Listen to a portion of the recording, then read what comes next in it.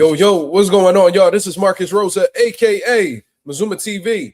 Back at y'all with some more boxing talk, man. I hope everybody's having a blessed, beautiful, positive, productive night. I hope you had a great day overall, man. I'm back at y'all with some more boxing talk. We're going to be speaking about the alleged rumor that is going down in the boxing world today. Supposedly, Gervonta Davis will be making his return against Pitbull Cruz in a rematch at 140 pounds.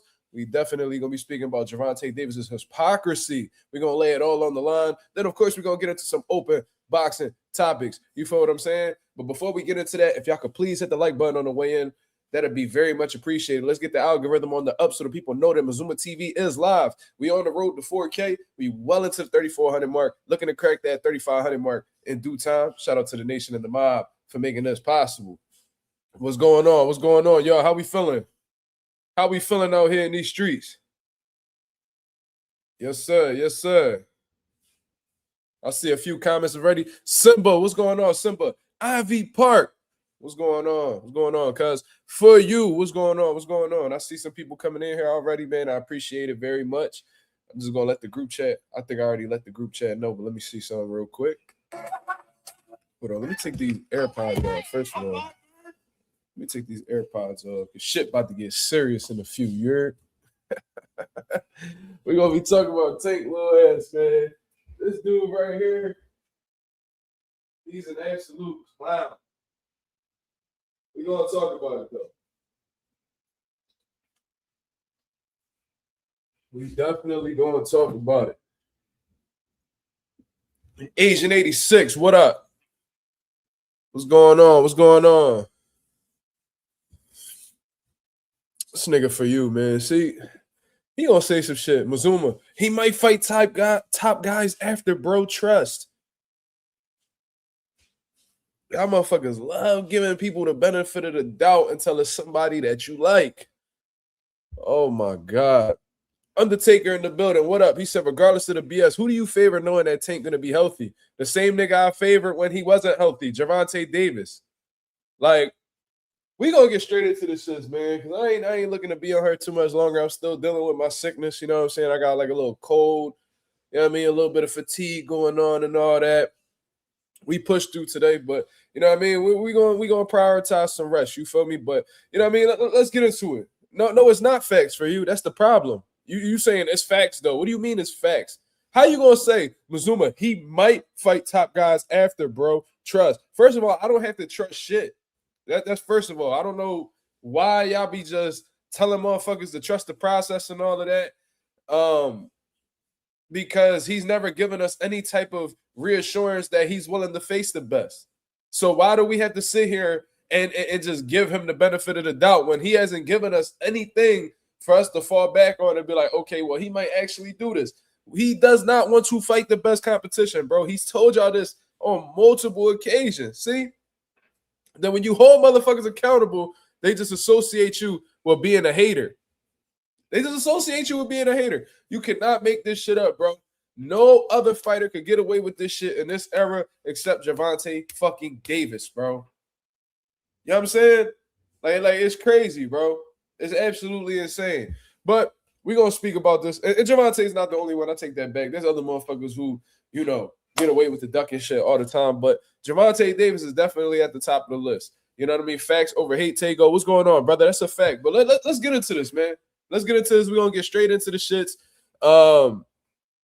Because, like I said, this shit is ridiculous. And then, of course, we're going to be speaking about, you know, Shakur Stevenson, you know, pretty much airing out the WBC in the latest podcast he had did with, like, Carmelo Anthony and stuff like that. You know what I mean? There was a lot of Puerto Ricans in that room, man. Shakur Stevenson, Carmelo Anthony, all that good shit. He was talking about the WBC. We definitely going to talk about that. We're going to dive right into the Gervonta Davis conversation. So go ahead, hit the likes. We're going to get with it. You feel what I'm saying? Bro, I see, the thing is, I don't give a fuck whether niggas don't want to fuck with me or not. It's either you going to respect the opinion or you not. Either way, the channel's still going to move on. You know what I'm saying? But one thing you can't say is that I'm lying. So let's go ahead and put this up because this is where I first saw it. You know what I mean? Inside the Ring had posted this, and it says Gervonta Davis and Isaac Cruz are in talks for a rematch this summer at 140 pounds. Mike Coppinger has revealed on Inside the ring show. The two previously fought in 2021, with Davis winning in a unanimous decision over Isaac Cruz. You see what I'm saying? So let's talk about Gervonta Davis briefly and exactly what he got going on. So Gervonta Davis hasn't fought in a little while. Not gonna lie to you, I think he hasn't fought since early 2025. So it's definitely coming up on a year since his controversial draw with Lamont Roach. And to be fair, he's been running into some legal issues. You know what I'm saying? So that's what's been keeping him out of the ring and things of that nature. A lot of that shit did fall on him. And we was highly critical of Gervonta Davis not too long ago because he decided to pursue a fight with a social media boxer, aka Jake Paul, when he was supposed to be running it back with Lamont Roach. We all know how the Lamont Roach fight went.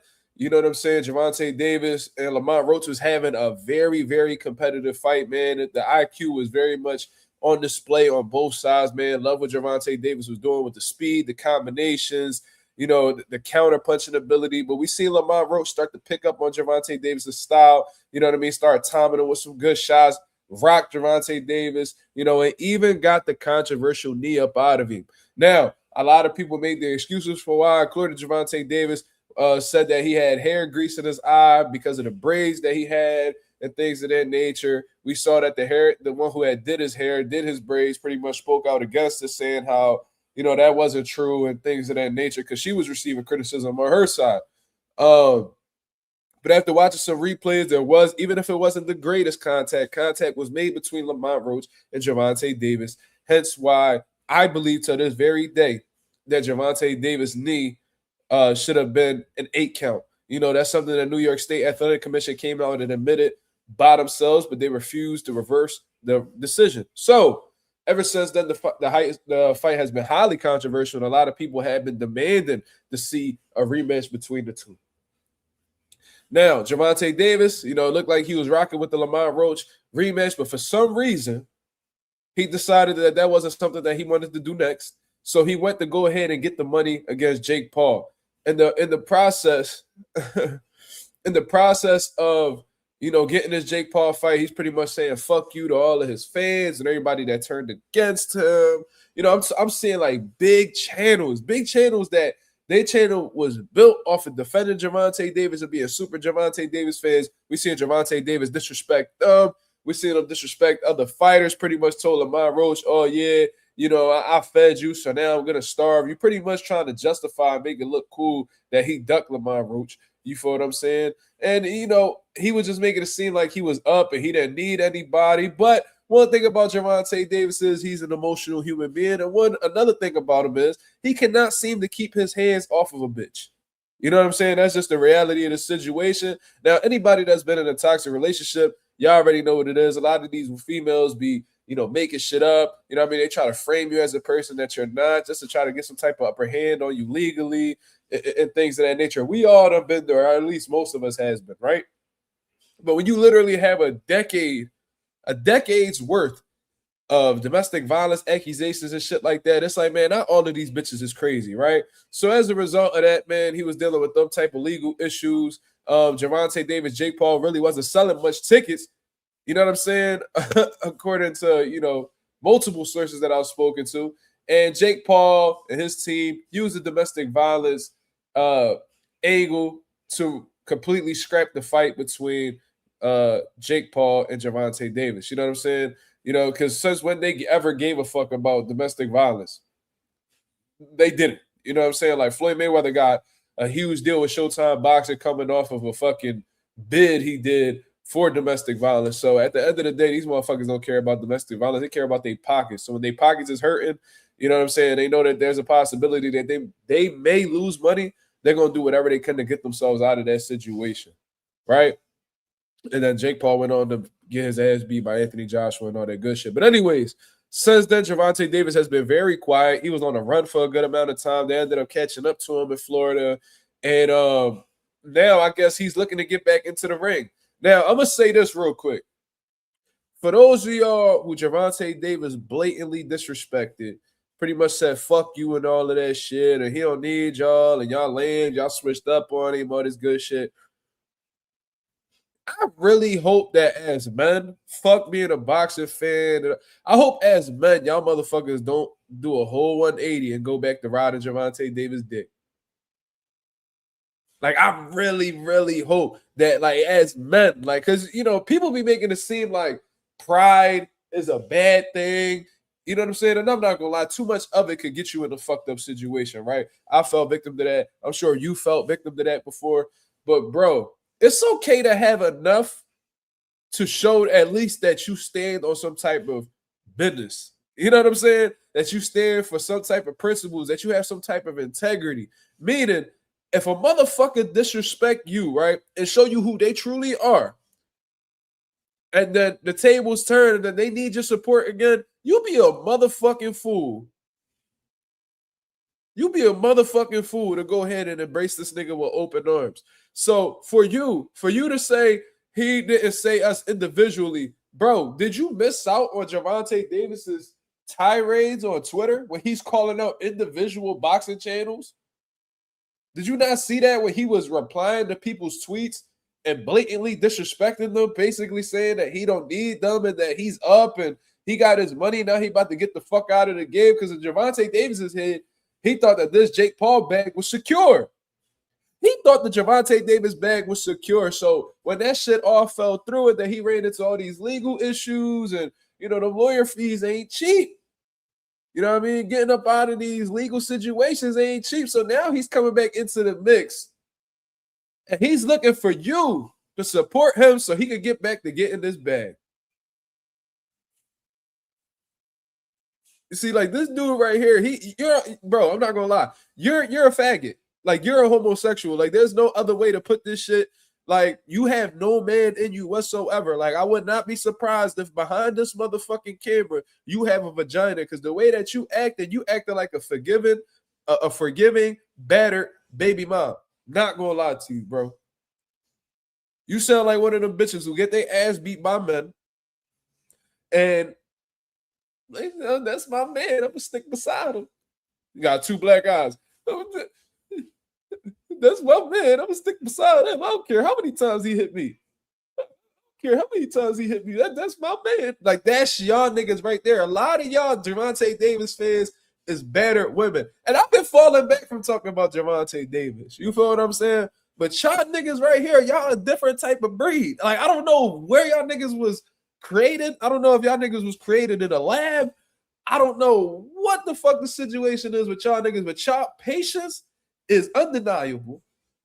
Your resiliency is absolutely impeccable, and your faggotry is through the roof. I don't know how they made niggas like y'all, and we just discovering y'all now. Like, I don't know where the fuck y'all niggas came from. Y'all niggas is special. Y'all niggas is ready to send this nigga Gervonta Davis commissary, all that shit. Man, I don't care how much little Tank mess up. I was stick by his side. That's my man. Like, y'all niggas is different. Because the type of nigga I am, the moment a nigga say fuck me, I don't give a fuck how good he is. You know what I'm saying? It's over. Like, you're not gonna get no respect out of me, because I be damn if I respect a nigga who disrespect me without hesitation. Now, of course, you know, as brothers, you know, we get into arguments and we may cross lines and then we may fix shit as a result of that. But this nigga ain't my brother. I don't know this nigga. So I'm over here expecting this nigga right here to give me some type of respect.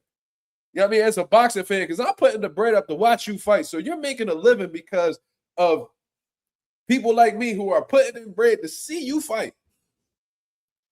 Meanwhile, meanwhile, you try and give us bullshit fights that we did not ask for. And as a fan, we do have the right to demand certain fights from you, because nigga, we your employer. Y'all niggas not getting paid without us. You wanna know how I know? It's not because these networks fuck with you, nigga. The networks, they look at how much attention you garner. They see all of the people that come out to watch your fights, and as a result of that, they give you the money that they feel like you're worth. Now, you may try to negotiate and get a little bit more money and all that stuff, but that's business, right? But the networks, they see the fans. They see the relationship that you have with the fans, how willingly these fans are, how willing these fans are to come out and watch you fight. And from there, from the research that they do, they pay you. So you're literally being compensated because of us, right? So you would think that based off of that, this nigga Gervonta Davis will have some type of appreciation, right? And you gotta understand, just like in any relationship, this shit not just gonna be all ups. Like niggas just not gonna be accepting of what you do every single time. Like in my relationship, there be times where I be tripping, and my girls let me know that I be tripping, and I may have to come back down to earth as a result of that, right? That's any relationship. That's any relationship. So Gervonta Davis is the type motherfucker that wants you to tell him everything he doing well, but don't tell that nigga that he's not doing what he's supposed to do. Because the moment that you do that, he looks at you as an op and he says, fuck you after the fact. And he tells you how he really feel about you. He don't give a fuck about you. He give a fuck about your money. He want to take your money and you accept whatever the fuck he gives you. Who the fuck does that? Do y'all niggas pull up to a motherfucking Burger King and you ask these niggas for a Whopper and they be like, nah, we just gonna give you that. They gonna give you that motherfucking chicken sandwich that be on that hot dog bun. Y'all know that sandwich I'm talking about? It's like a motherfucking chicken sandwich on a long roll. You feel me? Like imagine that shit.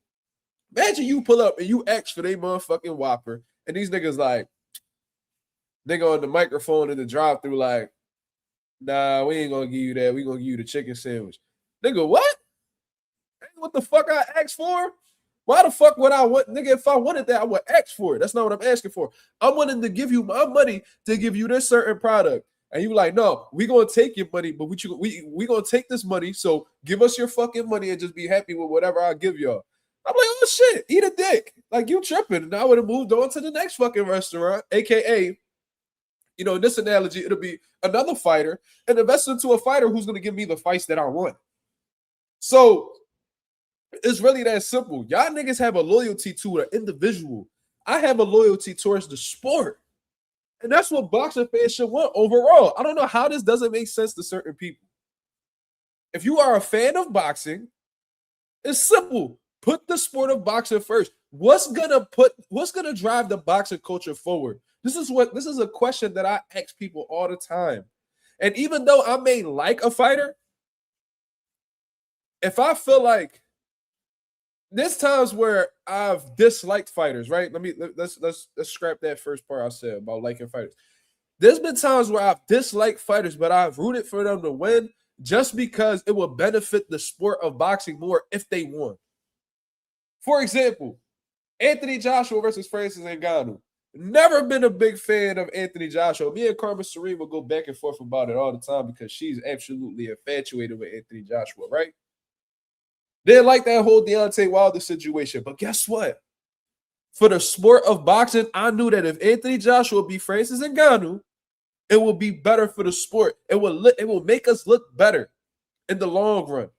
You know what I mean? Because if an MMA fighter beats a fucking a two-time unified heavyweight champion who's not a has-been, who's currently still at the top of the division at that very moment, we wouldn't have heard the end of it. These motherfucking MMA guys would have been absolutely roasting us. They was already coming at us sideways when Ngannou gave Tyson Fury work. I said, oh no, we can't go through that again. You feel what I'm saying? So I say all of that to say, man, y'all boxing fans, y'all should have learned off of this situation with Tank. He showed y'all who he really was. Well, he thought he was running away with that Jake Paul bag. And I heard this nigga was getting a stupid payday for Jake Paul.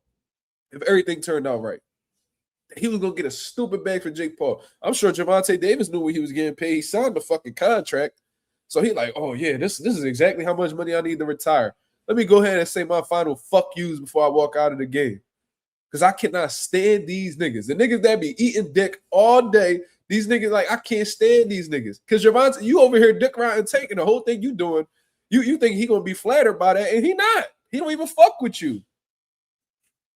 Like, Gervonta Davis, he knows how to play a certain character and really expose who he is at the end. Remember when he was playing it all cool with Ryan Garcia after he knocked Ryan out? They was all showing love to each other at the press conference and shit like that. And Ryan Garcia wanted to be his friend. And, they exchanged numbers. But come to find out, when Ryan Garcia tried to hit Tank line, he gave him a fake number. It played the shit out of Ryan, and that's hilarious to look back on. But that's very telling as to who Gervonta Davis is. When y'all on a positive vibe, cool. But his whole thing isn't really trying to be your friend or trying to be cool with you at all. It's not, because he really don't fuck with you, but he fucks with what you did for him. He appreciated Ryan Garcia in that moment because he got a stupid bag off of Ryan Garcia. He appreciate these he appreciate these motherfucking fans in the moment because guess what? They're the reason why he's getting paid. But he don't really fuck with y'all. He showed y'all that. I would love for anybody to show me how Shakur Stevenson did that to his fans. David Benavidez, Jerron Ennis, Devin Haney. Nobody has ever disrespected fans the way that Gervonta Davis has. Yet this nigga's fan base is just absolutely immune. It's like these niggas have an immunity towards disrespect. It's like, y'all motherfuckers send disrespect their way, and that shit just bounces off of them. Like these motherfuckers Teflon or something. Like these niggas made of vibranium when it comes to disrespect. That shit just, it don't bother them. Nothing. Floyd appreciated his fans? Absolutely. I'm going to tell you this. Every nigga that I know personally, because I know a lot of people in the boxing world, a lot of them have met Floyd. Right? And I know Floyd got this asshole reputation, and I don't really like what he's standing for right now as a human being.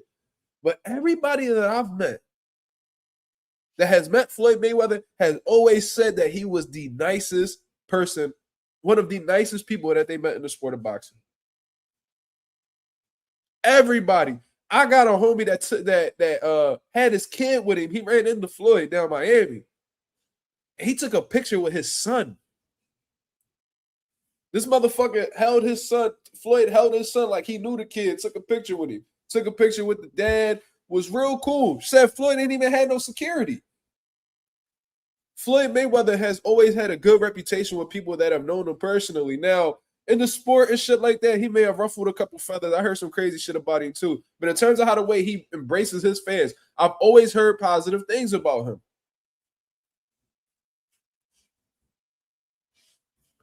Now,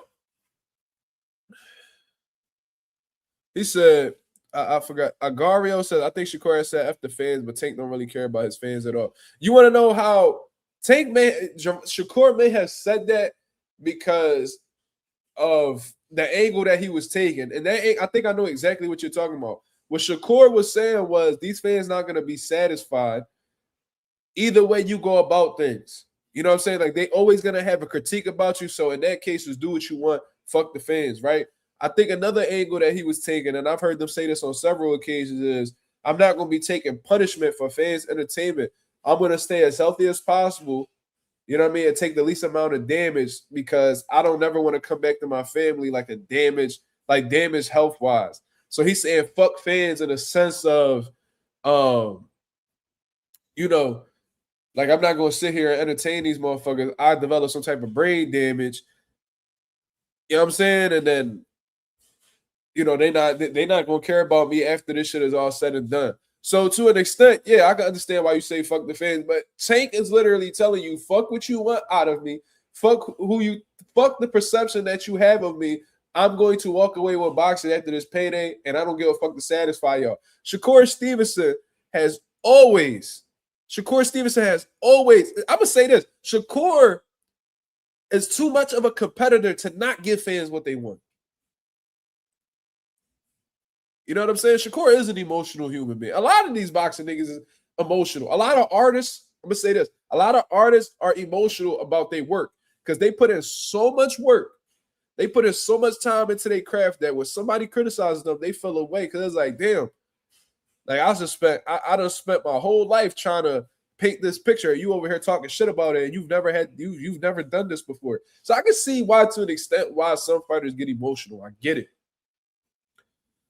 But I think Shakur Stevenson is too much of a competitor to go against fans anyway, because fans want to see the best fights. Guess what? Shakur wants to beat the best competition. So fans of Shakur are always going to be good. Until Shakur just loses that competitive bone in his body, and then he starts cherry picking, that's different. Because some fighters do get to that point. We see Canelo give us all great fights. That towards the end, he like, man, I'm going to do whatever I want. Some people just get to that point. I get it. But Shakur, at this very moment, with him being 28, 29 years old, being at the peak of his career, guess what? He want to fight all the best motherfuckers. He want to fight all the best names.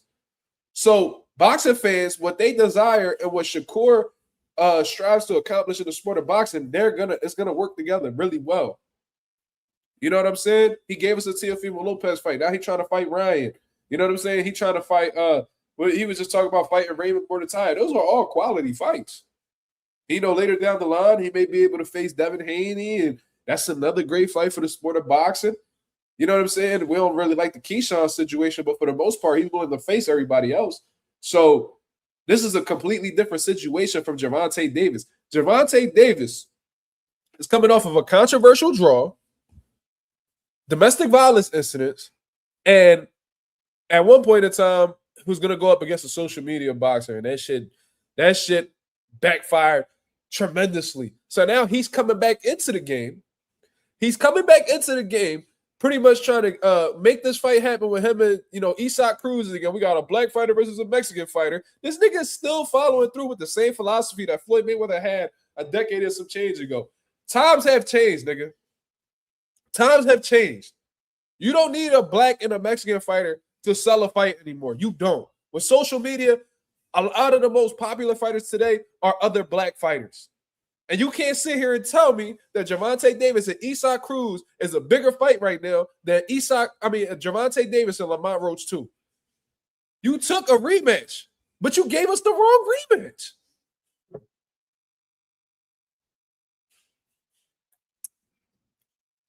You gave us a rematch, but you didn't give us the right rematch.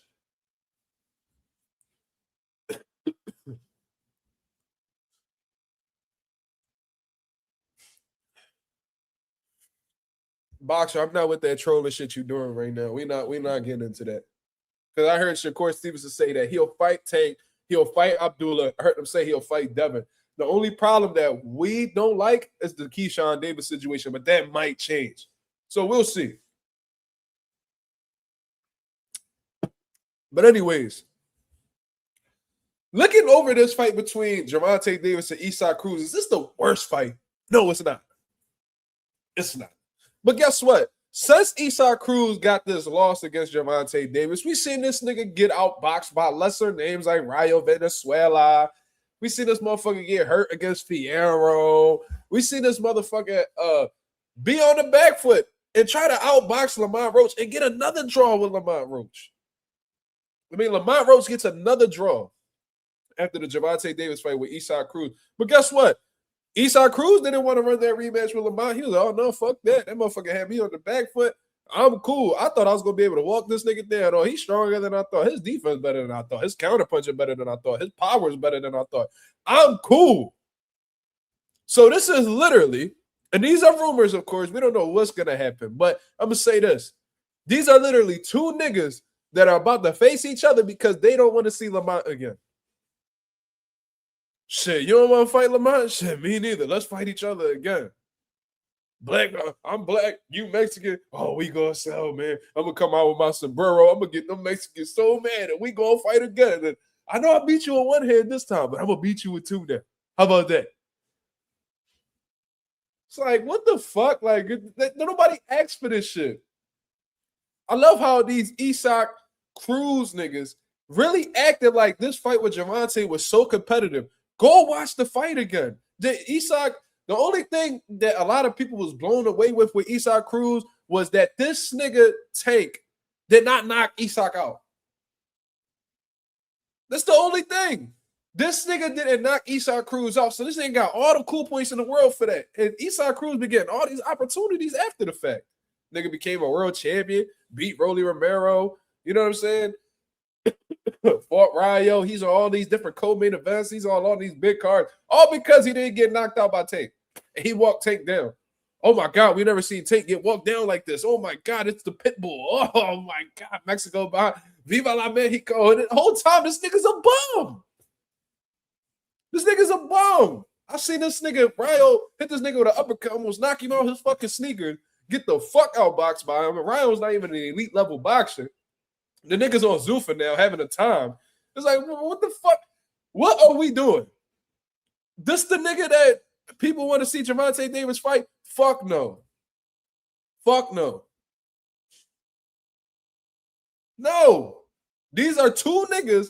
Eastside Cruz, let me zoom up on these niggas. There's two niggas right here that don't want nothing to do with rematch of Lamont Roach.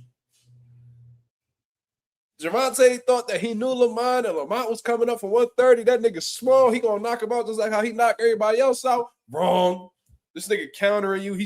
He rolling and slipping your punches, shooting in between your shots, got you buckling and falling backwards. And this nigga Eastside Cruz is like, oh, this nigga sit in the pocket. Oh, he one of them black fighters that don't move. Oh, I'm gonna knock him out. I got him. He's perfect for me. Then you found out that Lamont Roach was a little bit too strong for your ass. And you was like, oh, yeah, I don't want nothing to do with this nigga neither. Like, listen, that nigga sat in the negotiation room. And he was like, Tank was like, I don't want to fight Roach. You don't, for sure. I don't want to fight Roach for sure. You don't want to fight Roach neither. You don't want to fight Roach neither. He like, yeah, sí, güey, no quiere pelear con él. No, yo no quiero pelear con él. Yo soy Pitbull. No quiere pelear con Roach. No, yeah, for sure. So we're gonna go ahead and I feel as though we should fight because we both don't want to fight Roach for sure. Sí, güey, yo quiero eso pelea. Gracias, Tank. You know, pinche Tank. Like, man, get these niggas the fuck up out of here, bro. What the fuck is this?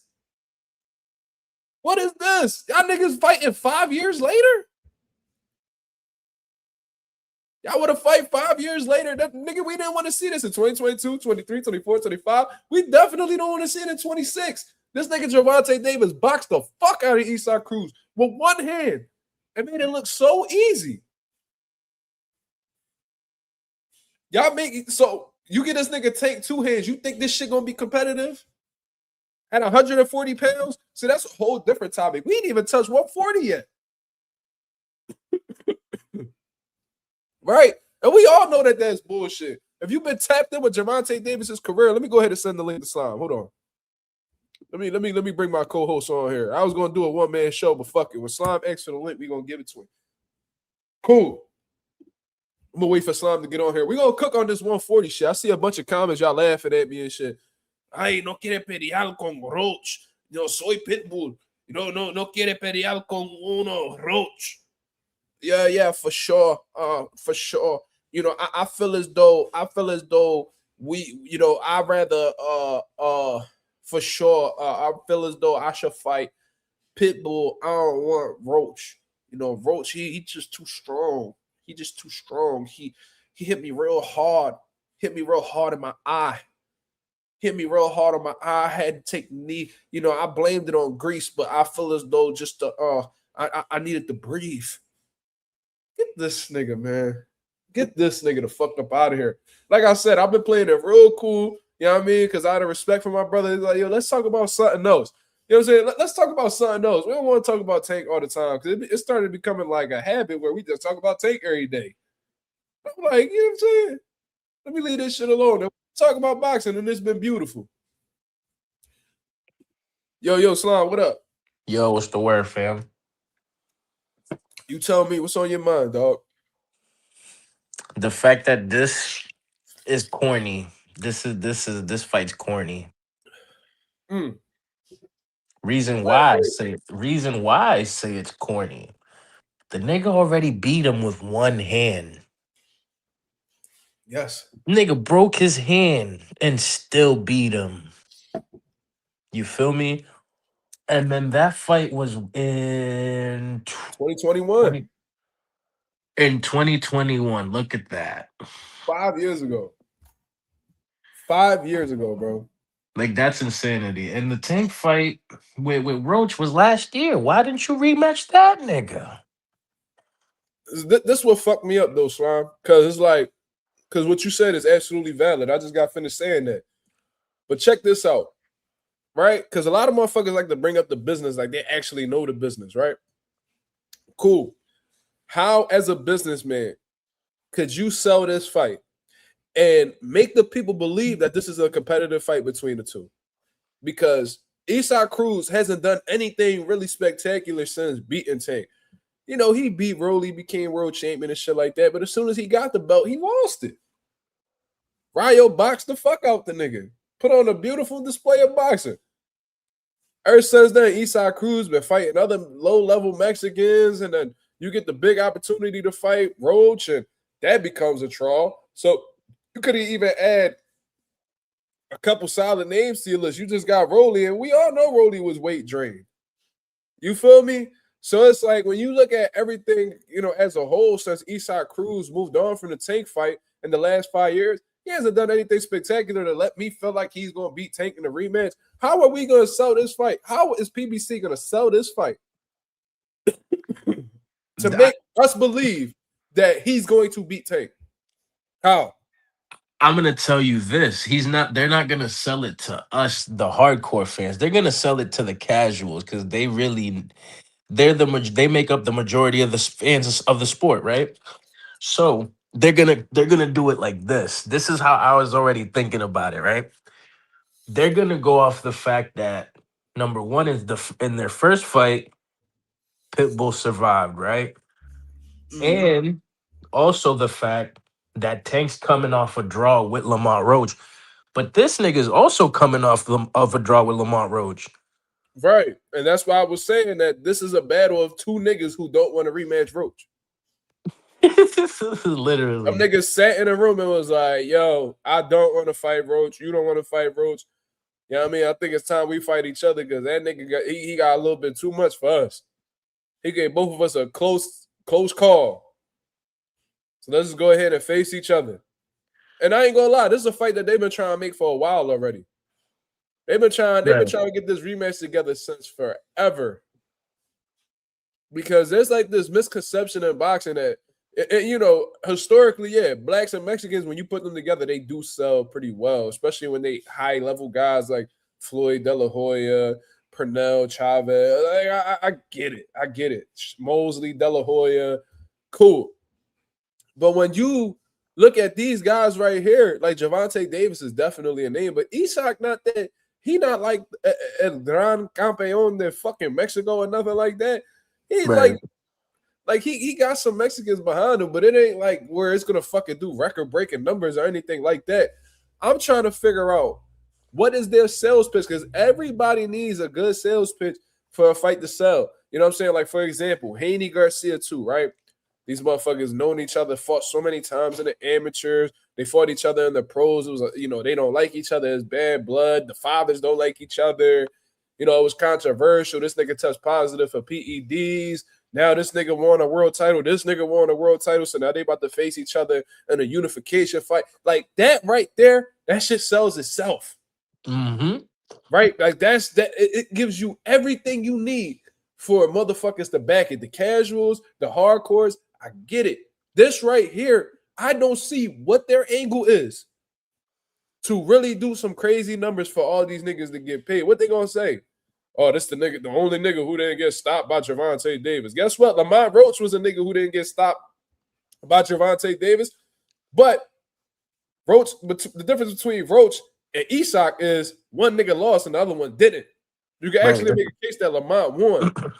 So if there's any rematch that's in demand for Gervonta Davis right now, it's Lamont Roach, not Isaac. Right. So that's my whole thing. This shit is, I ain't gonna lie, this shit, but it's like, are we surprised? No. Are we surprised? No. Absolutely not. This motherfucker has always, and this is why niggas like Devin Haney come out and say that Tank's an underachiever. He is. There's so much shit that Gervonta Davis could do, but he refuses to do it because he doesn't believe in himself. He's not secure, like confidence-wise, to take on an elite level fight. This nigga that sat in front of y'all and told y'all that his worst fear is to lose, not to lose, but to be embarrassed. To be a meme, yeah. Right. His whole thing is to not be embarrassed. That's why he was so happy when he walked out of that Lamont Roach fight with a draw.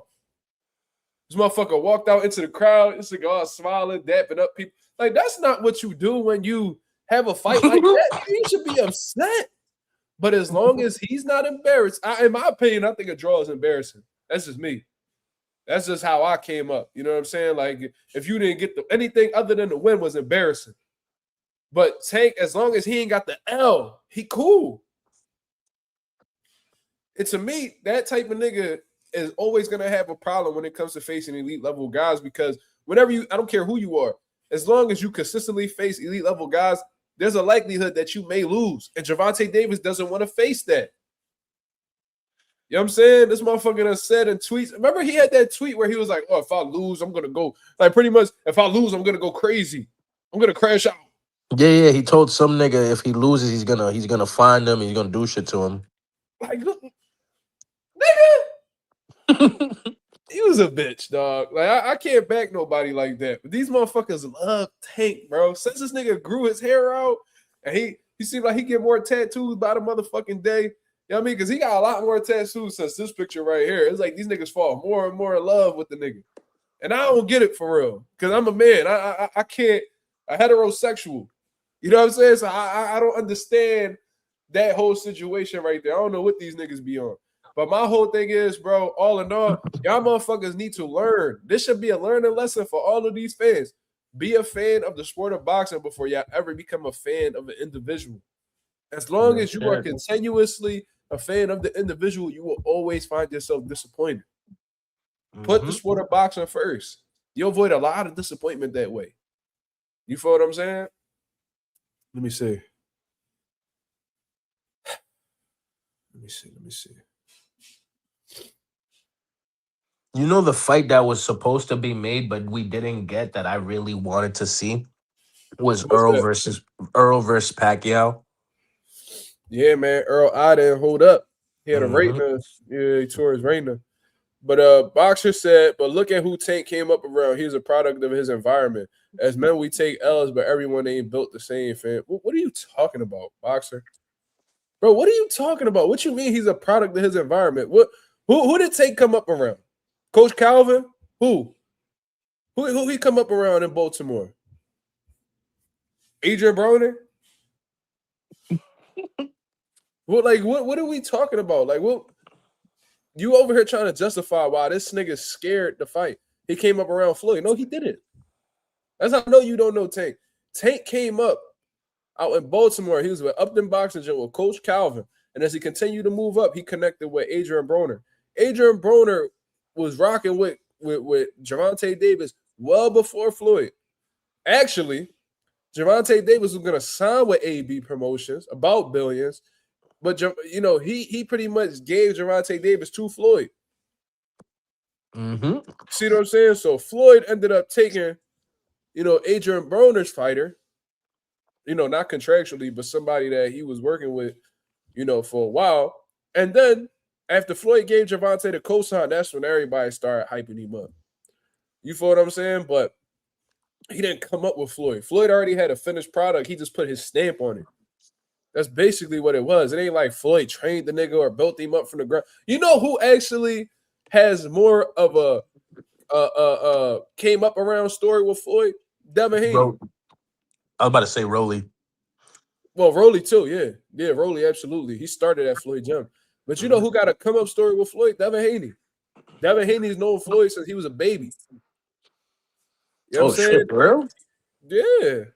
Devin been around Floyd since he was a baby. You can find pictures of Devin Haney when he was like 7, 8 years old with Floyd. You know what I'm saying? And then on top of that, Devin used to train with Floyd Sr. Niggas don't even know that.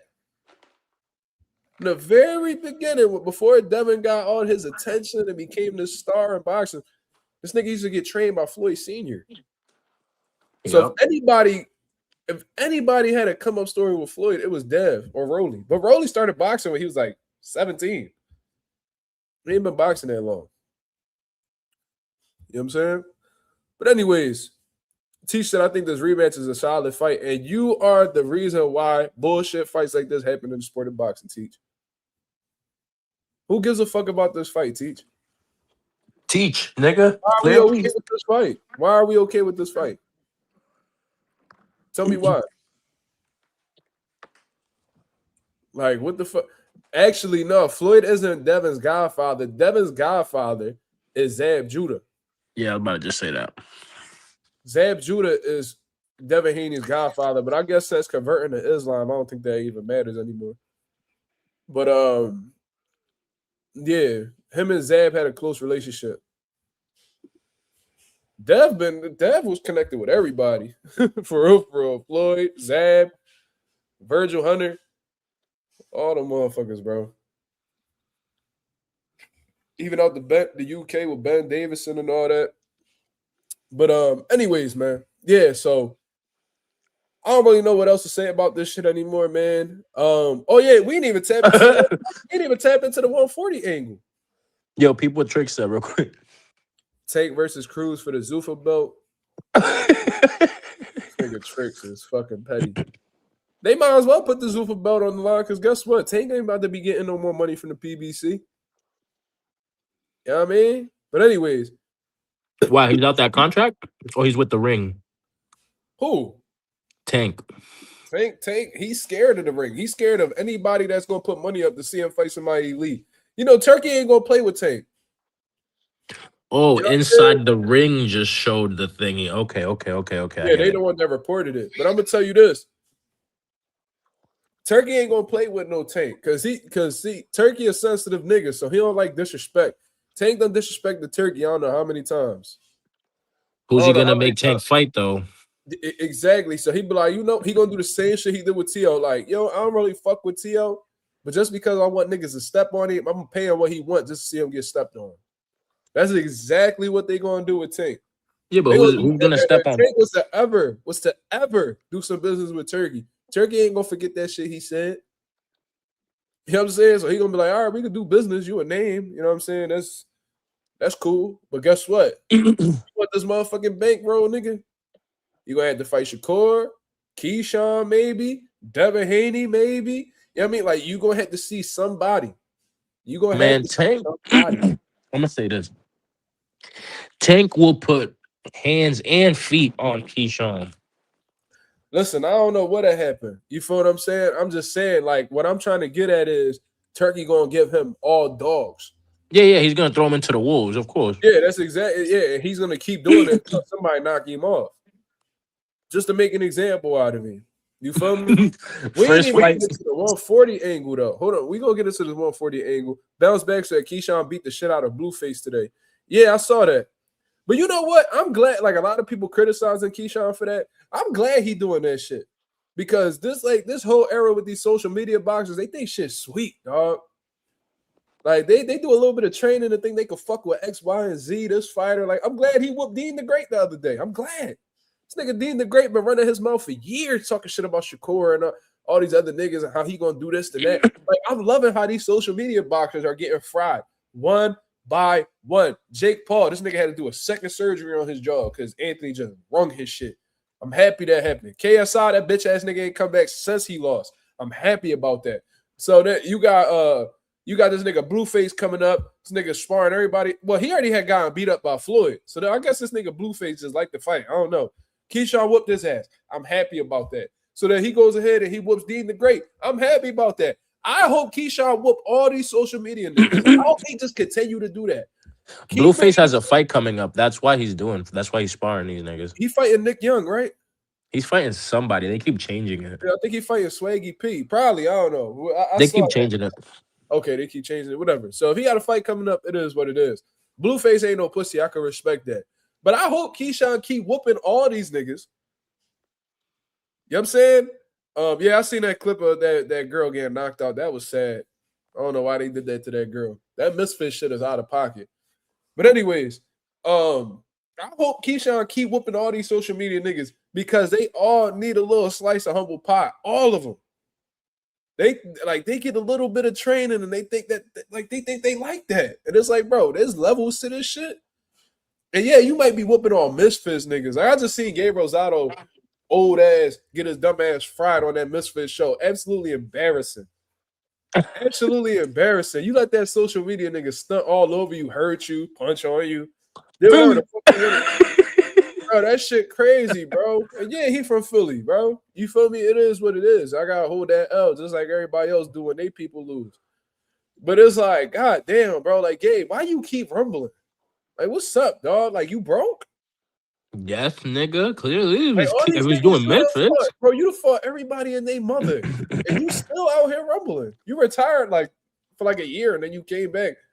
You was talking about fighting Edgar Berlanga. I'm glad you ain't fight Edgar. Edgar big ass would have slumped you. Bad. Bad.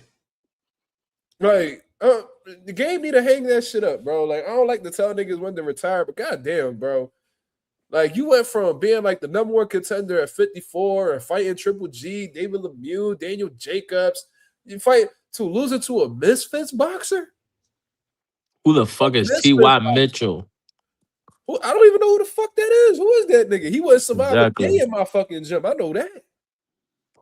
That nigga wouldn't survive a day in my gym. I seen the nigga roam. I was like, he ass. But Gabe ain't got it no more. So you know what I'm saying? When you You that good, think Gabe was really trying though? nigga, yes. I didn't see that fight, but that's funny as shit. So the nigga got his ass whooped voluntarily. That's Like, I ain't hilarious. even gonna try. I'm gonna just let this nigga whoop me for the love of the game. Like, get the fuck out of here. Wasn't he calling out Ben Whittaker? Yeah, listen, I don't even know. I think he did. Who was calling out Ben Whittaker? I think Ty Mitchell, whatever the fuck his name is. You call out Ben Whittaker. I hope Ben Whittaker whoop your ass. I hope he run into you at a gym and fuck you up. Do All these, all that bro, little man, dancing he I'm did in the calling ring. out. Yo, listen, I want a war. I want, because I don't box no more, right? I'm calling as a coach to get all these fucking social media boxers, not just the, you know what I mean, if you humble and you just try to do like your little misfit shit, all the arrogant niggas that be having shit to say about elite level boxers, I'm literally putting a bag on all y'all niggas' heads. Figuratively. I need everybody that's an elite level boxer. I need y'all to go to war with these social media niggas and run these niggas out the game. Because a lot of these niggas, all they need is one good ass whooping and they quit. They done. You feel what I'm saying? Like I'm seeing Logan Paul calling out NFL players and shit. It's like, shut your bum ass up, nigga. You lost the KSI and you ain't been boxing since then. So we know you ain't like that. Keep doing those flips in WWE, nigga. Yeah, God damn. do something you're good at. I'm Stick to off something the you're game, good nigga. at. Go body slam Mick Foley or some shit. Stay the fuck out the ring, bitch ass nigga. Anyways, I've been holding off on this whole 140 topic because what fries me more than anything, more than these guys just fighting, is that the rematch is at 140 pounds. That's what really is cooking me. And I'm going to tell y'all why. And everybody knows why. As a matter of fact, Slime, you want to speak on it? What? The fight between Davis and Cruz in talks at 140 pounds. You don't see anything wrong with that? I mean, the fact that it's the fight within itself is ass. Like the fact that it's a 140 doesn't make it any better. That's why they're trying to sell it. I That's think it gonna. makes it worse. I think that's they're trying to make that a selling point. Oh, it's at 140. This and that. Tank is moving up. Blah blah blah blah blah. I think they're using that as a marketing point. But I will say this because I was gonna say it earlier. I feel like if Tank does stay up there at 140, he could do some shit. Right, but it's like, so this is what I wanted to get into. You let me know if I'm tripping. 140, right? Mhm. Do you remember some years back where it wasn't even that long ago, actually? I think it was as early as last year. We were calling for Gervonta Davis to go up to 140 pounds and face Devin Haney. Do we remember this? When Yeah. Devin was the WBC champion at Before he 140 and motherfucking Gervonta Davis's team, like Leonard Ellaby, air oxygen sniffing ass out here talking about how Tank, he's really a 130. Like them guys, they're not even the same weight class anymore. Like, meanwhile, this nigga Tank taking every fight at 135, but he want us to believe that he's really a 130. Motherfucker ain't fight at 130 in years. But he want right. to tell y'all that he's really a 130 and it don't make sense for him to go up to 140. Meanwhile, you beat Mario Barrios, who was a big ass 140 at the time. The nigga about to go to 54 now. You fought Mario Barrios, one of the biggest 140s you could find, and beat him. But for some reason, fighting Devin Haney at 140 is too much for Gervonta Davis to handle. So you fight Lamont Roach at 135. You get a draw. It hasn't even been a year yet, from what I understand. I think it just came past a year. I think they fought like March 1st or some shit like that. So it's been a year and a couple days, and all of a sudden, you're ready to come to 140 pounds. When the nigga Devin Haney is at 147 now. Somebody make this shit make sense. Like, what do you mean? What you mean wasn't his weight class, Teach? Tank said he felt like shit at 140. So why is he going to 140 to face Isaac Cruz? Like, you can't say shit like that, then run back and do it again. And you can't tell me Tank got any bigger. The niggas, he ain't fucking grow. He ain't get what the fuck, nigga? It's not like he in his early 20s where like his body's developing. That growing shit dead. Wherever Tank at, that's where he gonna stay. Bro, Tank is 31 years old. Yeah, like how much more y'all want this nigga to grow? And it's not like he got a big frame. Anyway. He gonna be one of them niggas that only move up 3 divisions max. Yeah. Look, Bella Faith out here speaking with some motherfucking sense. I'm hearing myself echo, Slime. Get acclimated against dude you already beat and fight in a weight class you already fought in. Exactly. It's still echoing or not? No, you good, bro. So, bet. So that's what it is. It's like how can you sit here and make this shit make sense? I thought he was a 130. What the fuck is he doing at 140? You know what I'm saying? So it's like, all right, since you're gonna be fighting, because this is the thing. If Gervonta Davis is actually gonna fight, because this is just talks right now, so we don't know what's gonna happen. They might fight at 35. Who fucking knows? But Gervonta Davis, if he creeps into the 140-pound division again, then he's gonna have to face the guys who are at 140 pounds now. Simple. You're not gonna be able to just walk away from this shit, dog. You're gonna keep feeling this pressure, or just step the fuck out of the game. It's that simple. Or we just not gonna continue to support these bum-ass fights that you putting on. Real shit. Like, and whoever supports this fight, you're a fucking fool. Because what you're doing is enabling this bum-ass nigga, Isaac Cruz, to get an opportunity, and you're enabling Tank Duck ass to continue fighting pussies. I mean, not pussies. Taking on fights that we don't give a fuck about. Right. Bugging As out. boxing fans, we can't be supporting this shit. If you're truly boxing fans and you're for the progression of boxing and the best facing the best, this is not a fight that you ask for or be okay with. This is something you look at, shake your head, and be like, what the fuck? Exactly. This is as soon as I read this, because I was already hearing little rumors. So I'm like, nah, Tank ain't gonna do that. I don't know why I gave the nigga the benefit of the doubt.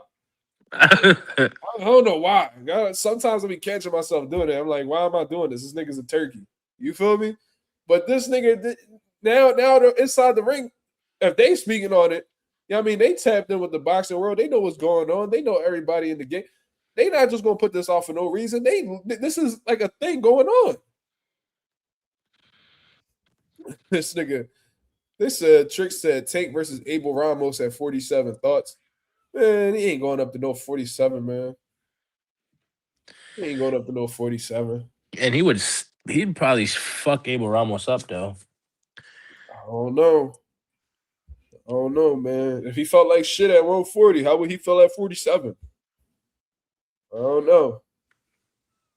Bella in the building. She said he wants to fight Cruz because he believes it's an easy W. Just keep it hood. He wants to rob the bank. Right. And as boxing fans, he shouldn't have a motherfucking bank to rob.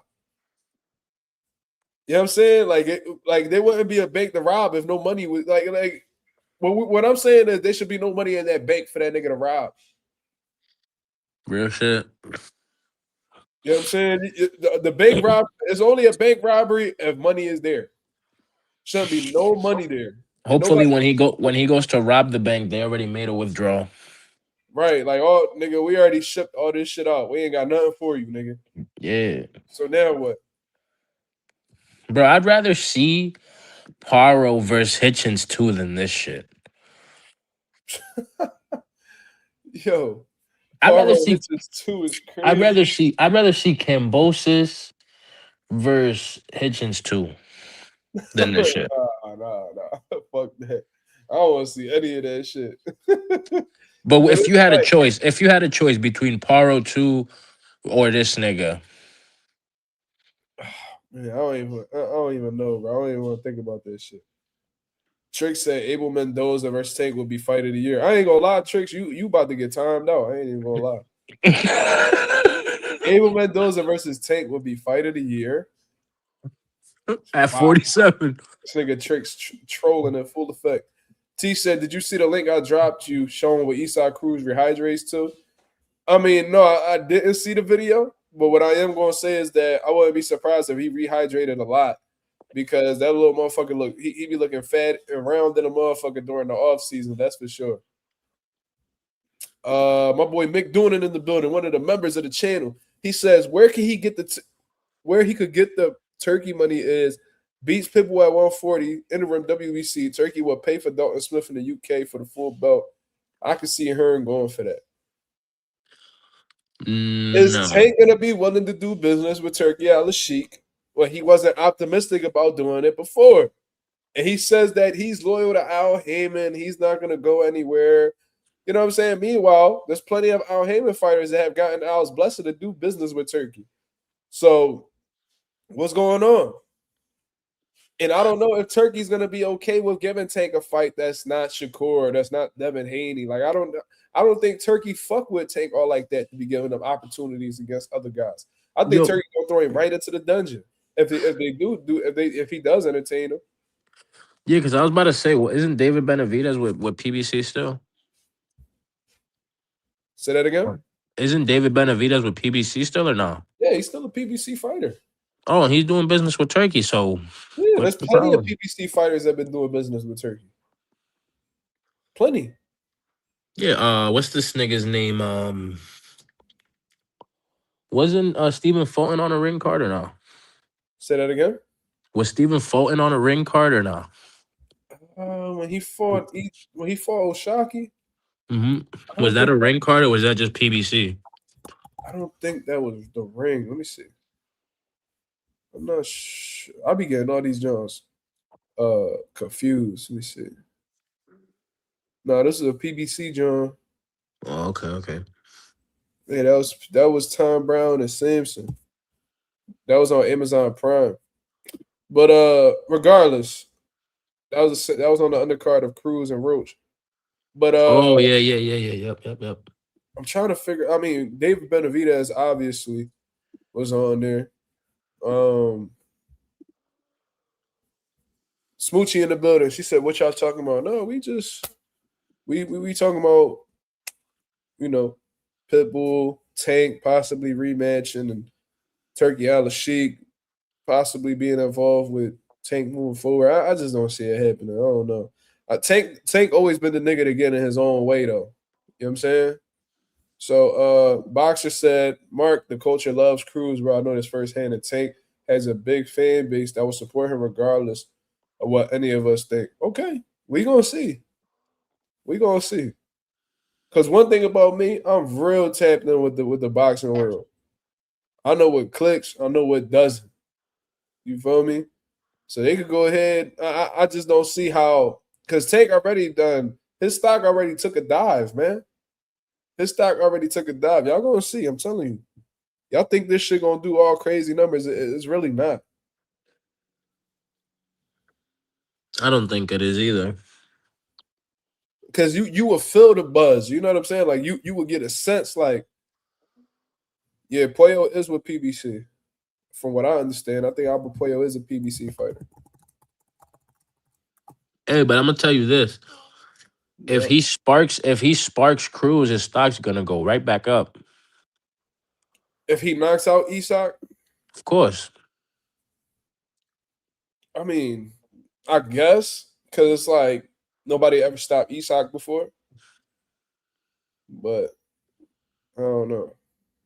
I'm telling you, if he drops Isak, his stock's gonna go right back up. But then it's like, what happens if he don't? What if this shit go to the scorecards again? Then what? Then it stays where it's at. Not really. Because like we didn't want the fight in the first place.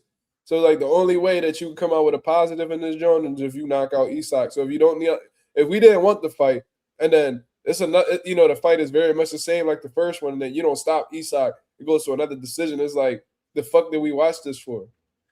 Because a Right. lot of people gave Gervonta like a lot of the people was like, oh, Gervonta Davis, he didn't knock out Ishak because he only had one hand. All right, motherfucker, it's been 5 years since then. Both of your hands are good. So now you have to knock him out. Right. You know what I'm saying? Bethaniel makes a great point too. He says if Tank gets dropped, Tank Cruz stock goes up. Yeah. The main one I see benefiting from all of this is Ishak. Like Tank only cool points he gonna get is if he knock Cruz out. Because nobody been able to do that. And he got to knock him out cold. Right? It's kind of like Wilder and Stavern, right? Because the first time they fought, Wilder just whooped him for 12 rounds. And he knocked out everybody except Bermain at that point. But then when he rematched Bermain, he knocked him out in the first round. I mean, that wasn't the rematch that we wanted, but the WBC mandated it. So I was like, all right, the only plus that Wilder gets is if he knocks out Bermain, because that's the only nigga he hasn't knocked out. He did, his stock went up. So it's like that's really the only thing I can see. It's like he gonna have to spark Ishak. If he don't, like what the fuck did we get out of this? Like I don't understand why I don't even know why we had this fight. You know what I mean? But if Ishak drops Tank, he stops Tank, whatever the case is, this motherfucker gonna be El Gran Campeón de Mexico. Real shit. That nigga Canelo gonna have to pass that torch to Ishak because we not gonna hear the end of that shit. Oh, Ever. you black fighters fucking suck. Viva la Man, you gonna hear all these Mexicans, these black fighters fucking suck. Viva la Mexico. They're gonna be going crazy. They're gonna be like, these fucking suck. They'll be tight. Yeah. McDonough said, could they stick it on the Zordo Benavidez card as there is no undercard fights yet? There's only PBC pay-per-view. There's no turkeys involved. I highly doubt that Tank is going to be on anybody's undercard. His ego is too big for that. He going to feel like he too big for it. And it's like, I get it. It would make a lot of fucking sense to put that on the card. That'll definitely add to it. But I don't know if Tank is going to be okay with not being the main event. He probably like, man, Benavidez don't sell like me. Why would I be on his undercard? He don't sell like me. For sure. That's not happening. You know what I mean? They'll probably do this since they fight in May. I wouldn't be surprised if Tank and Ishak fighting. They probably gonna fight earlier than this, but if they really wanted to do it around some Mexican shit, do it in September. Yeah. But I doubt they're not gonna announce this shit in March, and the fight isn't until September. That's literally 6 months away. I feel like they might fight in July or June. Juneteenth? Won't be bad. Juneteenth in Atlanta? That'd be dope. You don't always gotta center it around Mexicans. You can center it around black people. Do it on Juneteenth weekend in Atlanta. Or if you want to do it in Vegas, do it in Vegas, Cali. Man, if that fight happens in Atlanta, Bella Faith is gonna tuck it.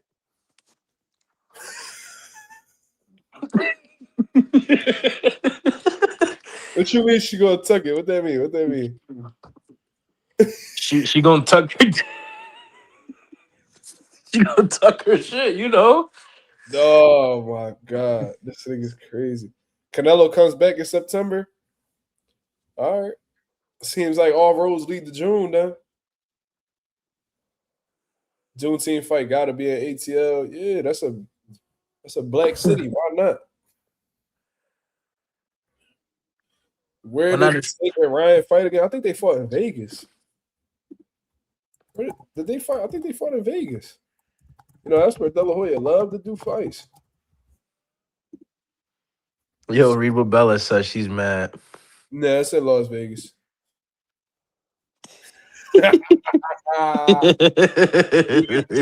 Shit, that's hilarious. I mean, if it's in Vegas, it's like that's neutral grounds. Ain't nothing wrong with that. Tricks in the building. He said, is Spence still fighting Tim Zoo? I think Tim announced the fight. Yeah, I don't know. You know, from what I heard with Earl Spencer's manager, they said not yet. I don't know exactly what the holdup is. If I had to guess, maybe it's on Errol's side. I don't know, man. I think Errol is like I think he's thinking about coming back, but he not all the way in just yet. Pause. Wow. That was crazy. But anyways, you know, who knows what Errol? I don't even really want to talk about Errol till that shit's official. You know what I mean? Once that's official, that's signed, sealed, delivered, and all that, then we can speak about Errol. But it's like we don't spoke about Errol on so many different occasions about who he might fight and when he may return. Is he retired? Is he not? Tim Zoo, Fandora. It's like I don't know, bro. Like we just going we gonna have to fall back on Errol and wait to see what he do. You feel me? Like I'm gonna that's say, basically what it is. I'm gonna say this: by the time that nigga decides to come back, he's gonna complain that he didn't fight at 50, but he got to move to 60. You know what I I'm mean, saying? Fuck Earl. he did say that he'll take fights between 54 and 160. That's what Man, he's man, so. fuck Earl With right all now, man. one thing I'm gonna say though, Errol looked like he like close to weight already. Looked like he been staying real disciplined. You could tell he ain't fucking with the alcohol no more. He look healthy. I ain't gonna lie. Like he's speaking well. He doesn't look like He he look looks like like he's taking real himself. good care. He's taking real good care of himself. You know what I mean? Because I didn't meet Errol, but I seen him from a distance at the Barclays in like 2019. And bro, when I tell you this motherfucker was big as hell, he had to be like every bit of a 180. I'm like, bro, there's no way this motherfucker fights at 47. He was bigger than me. And I was fighting at the weight. So I'm like, nah, ain't no way, bro. But come to fight, they said Earl liked the party. He liked to turn up. That's what he liked to do and shit. He blow up in weight, and then he spent the whole camp cutting weight. But this time around, um, he looks like he's very much on weight. Look like he's like in the low 60s. You know what I'm saying? Probably mid to low 60s. You know what I'm saying? Like if he does come back, I don't think he's gonna be worried about weight at all. You know what I mean, You think he's gonna be back to his old self? I don't think I think we need to let go of that expectation. I think Earl has put his body through a whole lot. You know, and it sucks to say this because I was a huge Earl fan. But it's like, well, everything he done put his body through with the liquor and the car accidents and the damage he took from the Bud fight, I think it's just too much going on for us to really expect him to be his old self. I don't like he still may be able to, compete and beat a few guys, but seeing the old Arrow, I think that's long gone, man. I think we'll probably still see a solid version of Arrow, but I think his like the prime Earl, I don't think we seeing that no more. That's just me though. I mean, he could prove me wrong, and if he's able to do so, then listen, bro, that motherfucker, that's a different dude. He a different breed, but Nigga comes me back and personally, just stops Xander. that'd be crazy.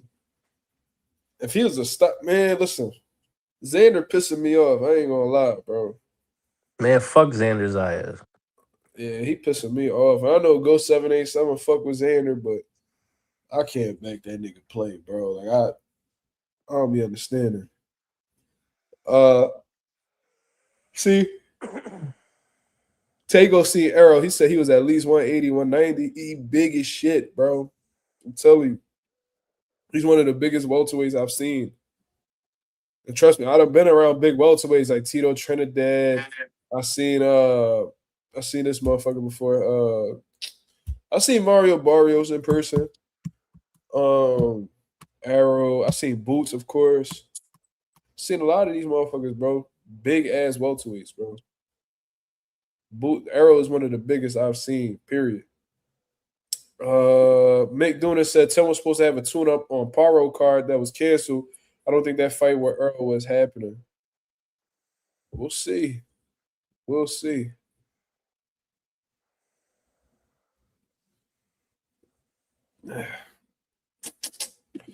Mick says Errol's body should heal from the alcohol. Rolly said today he survived taking cyanide for 2 years. I seen that in that interview. I don't even know what that is. What is cyanide? Not good for you, I'm assuming. Yeah, for sure. It's like, what is that?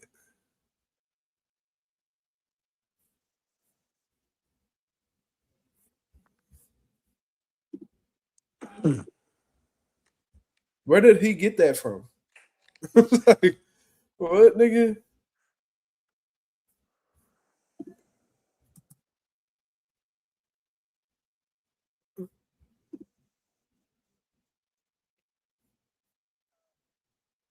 He said it. He said it's poison, but like, how do you get that? Like, where? I don't understand. I have no idea. Sounds like to me like Rolly was trying to off himself though. And he says drinking cyanide.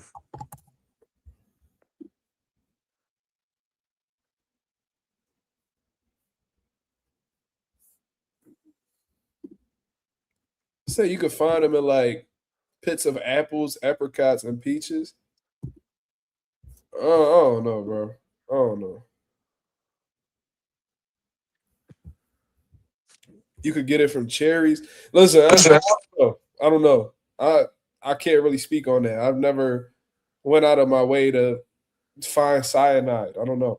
But in terms of his body healing from alcohol,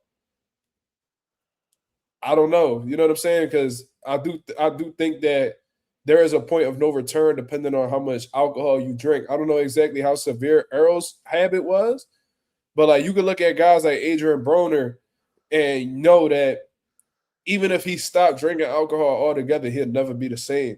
So can your body recover from alcohol? Absolutely. But I do think that after a certain amount of alcohol, there's really no turning back. Like once the damage is done, it's done. You know what I mean? Once Right. the reflexes slow down, it's over.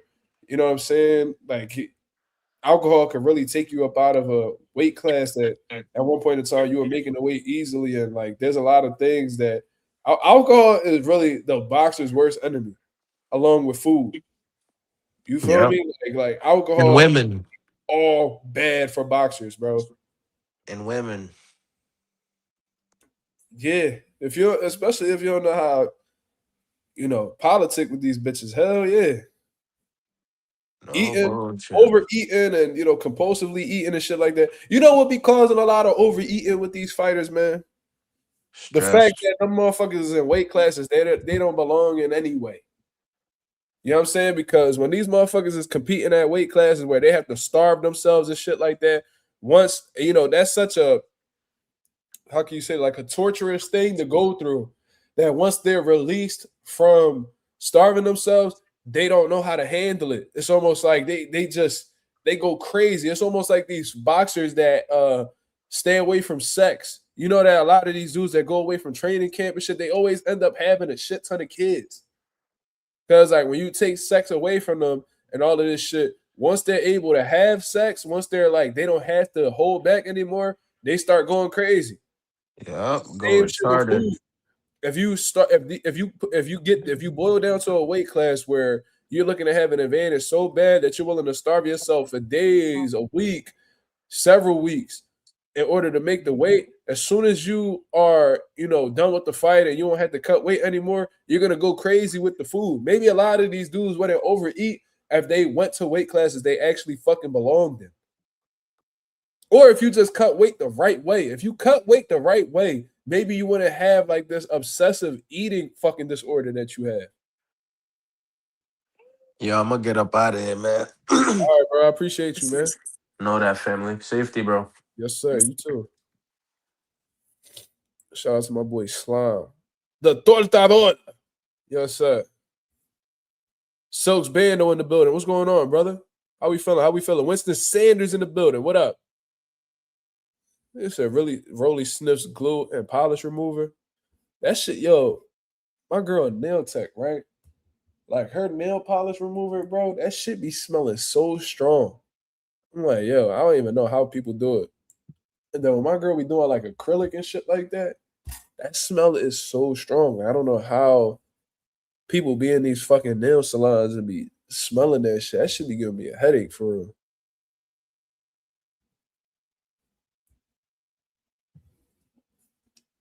Yeah, I remember Broner on Cam's podcast. That was embarrassing, man. Cyanide was also used in gas chambers. That's crazy. But my whole thing is, what make you want to do that? Like, how did you even find out what cyanide was? Why did you take it upon yourself to fuck with cyanide? Like, I don't know, bro. Like, I know there's a lot of fucked up shit that goes on in life, and everybody reaches lowest points mentally and shit like that. We all go through it. This person right here is very familiar with depression. Trust me.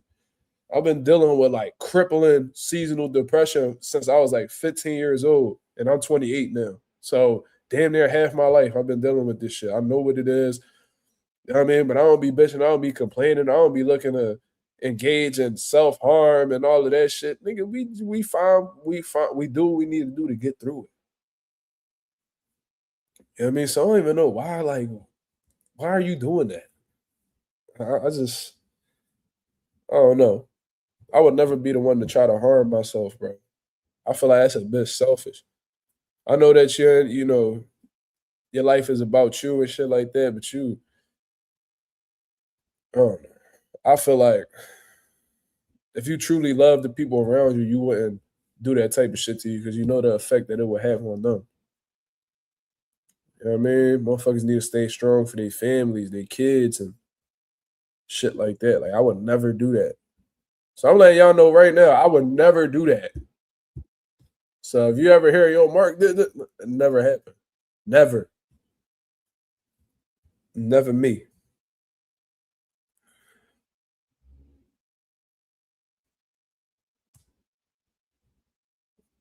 Yeah, I don't know, bro. Shout out to Rolly though, man. I hope he make that Devin Haney fight. Seems like the Haneys want to fight in like June or July for some reason. Um, Rolly Romero was May 30th. My whole thing is, bro, May 30th and June is right next to each other. So why not, fight on that date? You know what I'm saying? And if you were to start camp now, you would still have 1, 2, 3, 4, 5, 6, 7, 8, 9, 10, 11. You have 11 weeks of some change, bro. That's plenty of time. That's plenty of time. You feel me? So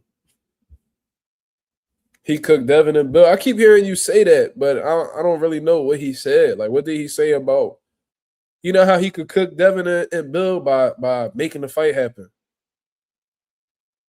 That's what I want to see. But Rolly said everything signed on his end. Like he agreed to everything. Like he ready to go, and I get it. Like because Rolly was acting like he didn't want nothing to do with Dev at first, but when he saw all his options just crumble in front of him, then he seen Giasov with little to no money. He like, oh no, fuck that. Yo, Dev, let's go ahead and fight, bro. That nigga said, man, fuck all that. I'm cool. I'm not fighting Giasov for no pennies, dog. Let's go ahead and just fight Dev. I don't even want to fight Dev, but I'm gonna get more money out of him than I would with Giasov. So let's get it popping. Then I see Giasov. I say Giasov fight. He gonna give Rolly hell. So yeah, we Dev. I think he weighed his options. Rolly weighed his options. Like, nigga, if I'm gonna lose for a bag. Fuck you talking about?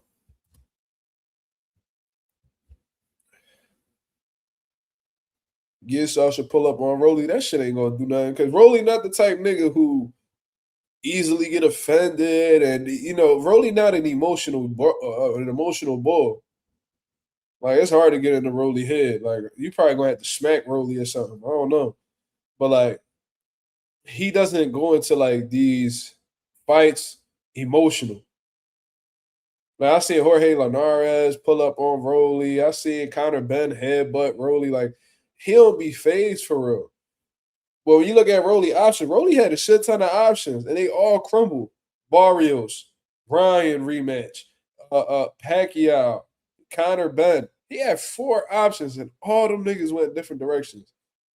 Ryan and Barrios, they fought each other. Boom, that's half of the selection right there. That's why Rolly was coming out talking crazy to Ryan, and Ryan just ignored him. So then Barrios get beat. Barrios about to go up to 54. Nobody wants to fight Barrios coming off of a loss. So since he's going up to 54, Rolly's campaigning at 47. It's not going to work. Ryan, he I don't know what he going to do. You know, I don't know if he was looking to fight Devin next or Shakur. I don't know what he looking at. But regardless, that's Ryan out of the picture right there. He's not rematching Rolly. It is what it is. So now you got Manny Pacquiao. He said he didn't even want to fight Pacquiao, but Pacquiao kept requesting to fight. They get into negotiations. You know, Manny Pacquiao asking for more and more and more money because Rolly claims that Pacquiao is broke, which we've all been saying. That fight ends up falling through because he priced himself out. Because Pacquiao thinks he's still the star that he used to be in the early 2010s, and that's not what it is. So that leaves Conor Ben. Conor Ben, Rolly, they was negotiating. They were supposed to fight in May or whatever the case is. Boom, Conor Ben signs a Zuffa for 15 M's. So now the WBA gonna knock on Rolly door like, yo, we've been more than understanding your situation, man. You know what I mean? But we gotta give Giasov this opportunity, man. But this is how much you will probably get off of this Giasov fight. Rolly looking at that like, nigga, I just came off a Ryan bag. Nigga, I won. You think I'm about to take fucking crumbs to fight Giasov? You crazy. Yo, Dev, you still available? Let me go ahead and call his name out. Because I ain't got no choice. Those other fights are more winnable than Dev. Dev's the most difficult style out of everybody that he's mentioned. Everybody that was on that list, Dev is the most difficult style to deal with out of that whole bunch. So of course he didn't want to fight Dev. He didn't want nothing to do with Dev fight. For what?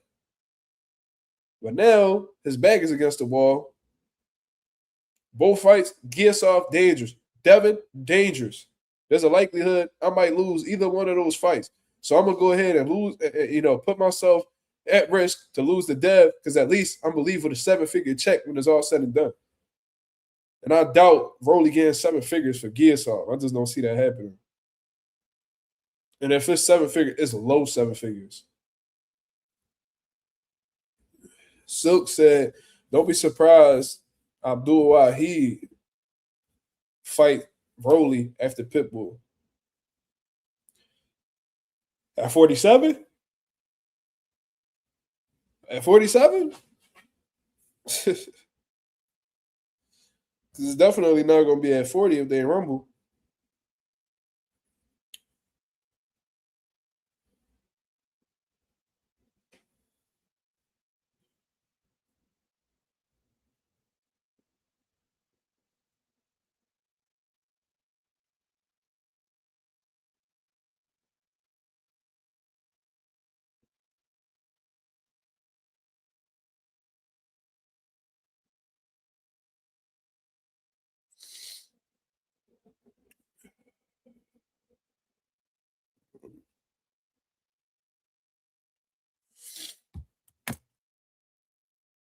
He said to look at that Marina's Rolly fight. I remember that. I remember that. That motherfucker Marina's gave Rolly a boxing lesson. That's fucked up, man, because Jackson Marina's ain't go on to do great shit after that. Like, Marina's was trying to get that Rolly rematch. For some reason, that shit ain't happen. Rolly claimed he went out of his way to give him the rematch, but they wanted more money or whatever the case is. But bro, like Jackson Marina's, if he would have got there double, really that would have done some great shit for his career. But he was undefeated and all that. But his career took a turn for the worse after that. They lined him right up with Richard Coleman. Richard Coleman knocked him smooth the fuck out. Smooth. Then I remember Frank Martin did the same shit. I remember that Frank Martin like put the nail in the coffin. I haven't heard from Marina since then. So that's crazy. The comments saying over here.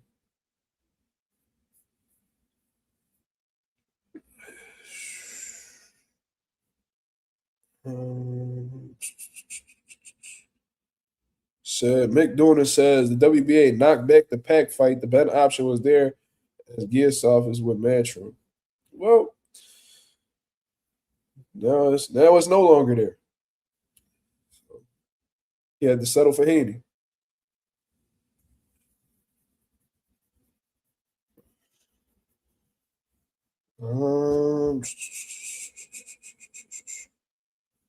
Bethan, you in the building. Said if Haney wins, will he fight Gearsoft or try to unify, or will Gearsoft fight like a Norman or something like that? I have no idea. I don't know. It's like it seems like the WBA is content with just not letting Gearsoft get his opportunity. If I'm Gearsoft, I'm exploring a different sanctioning body. Like this shit is ridiculous. Eddie Hearn's not even really fighting for Gearsoft to get that opportunity. It's like he's okay with Gearsoft just being a fucking contender.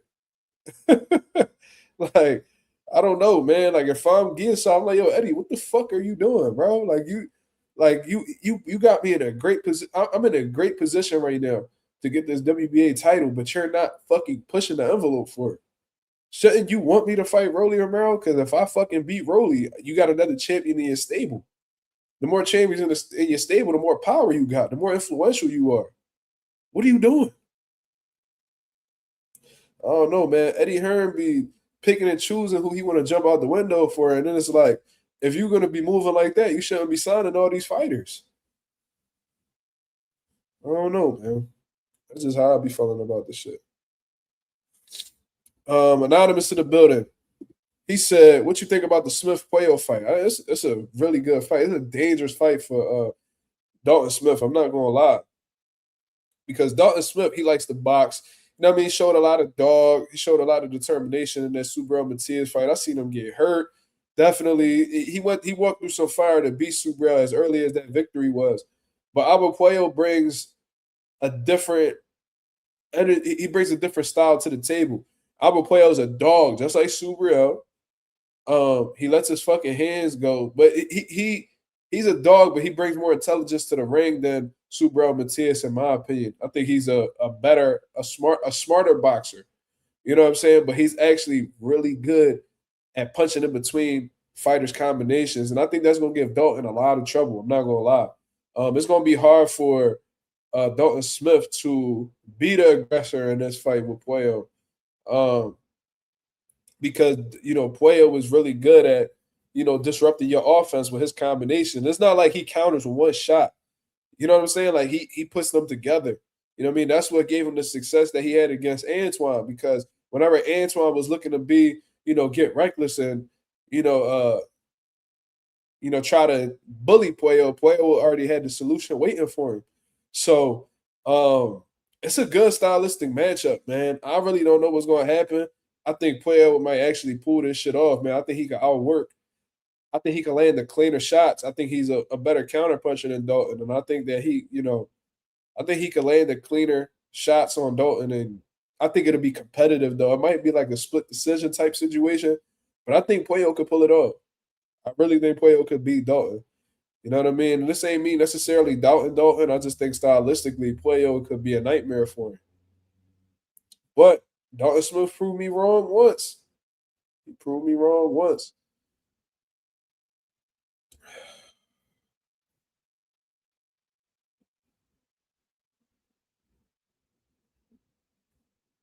Damn, he said, I mean, Gearsaw's daughter. Oh, his daughter died? God damn, bro. Prayers to Gearsaw, bro. That's every parent's worst nightmare, dog.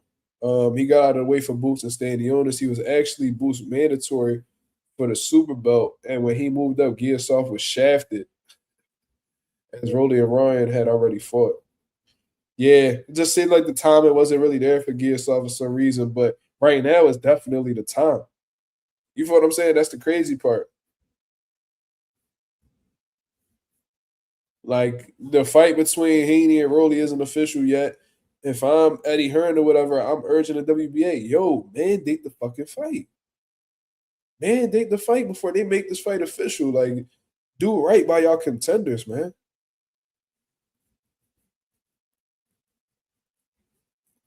Yep.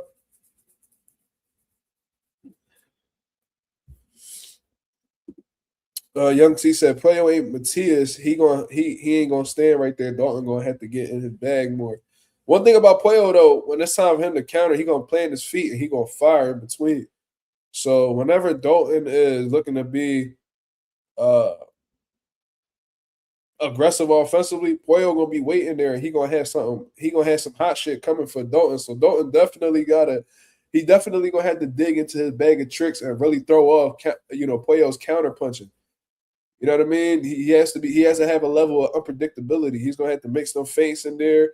You know what I mean? Don't give the same combinations time and time again. You're gonna have to give different looks. You know what I mean? Lead with the jab, more than one jab to avoid them counters. You know what I mean? Some in and out movement. Lead with the right hand sometimes to come back. Lead with the right hand and come back with the lead hand at the end.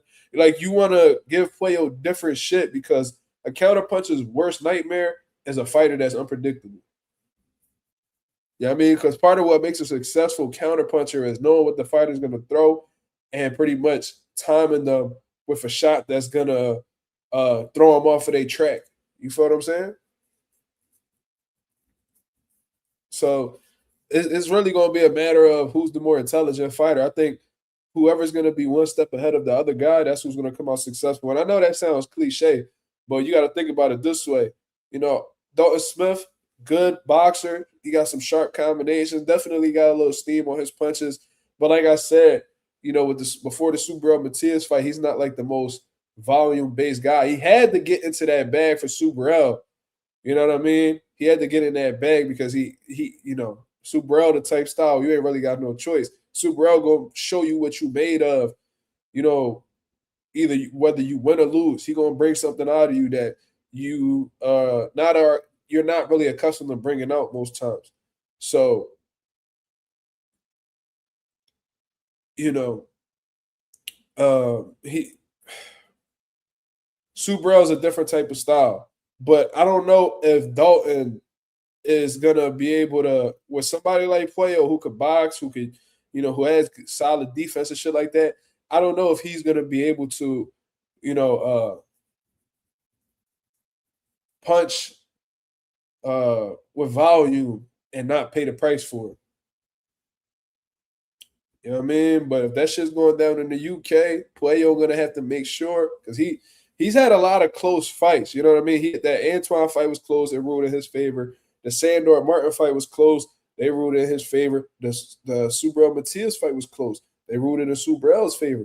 So Puyo gotta really train his ass off. If he wants to become that world champion again, he's gonna have to really train his ass off and set himself apart from Dalton in this fight if he wants to get the victory. Because you know what I'm saying, considering this in the UK, it's tough. It's tough to really get a W against anybody in their backyard, especially when you're not like this big name fighter. You feel what I'm saying? So that's a great fight though. I'm looking forward to that. You can tell Eddie Hearn didn't really want that playoff fight, but he like, it is what it is. Like WBC had to do what they had to do. But you could tell Eddie Hearn didn't really want that fight for Dalton, based off of the interviews I saw.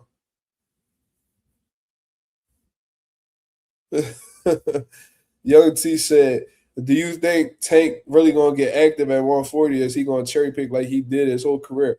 Let me ask you this, Young T, and I don't really like to answer questions with questions, but I feel like this one is appropriate. Name a weight class where Gervonta Davis really got active with top guys.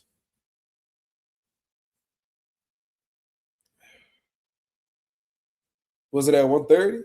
Did he go to 130 and get active outside of Jose Pedraza? How about 35? How about that one fight he had at 140? You know what I'm saying? Because we just can't make these assumptions and just be like, oh yeah, Tank definitely gonna get active. Look at his track record. His track record gonna tell you everything you need to know.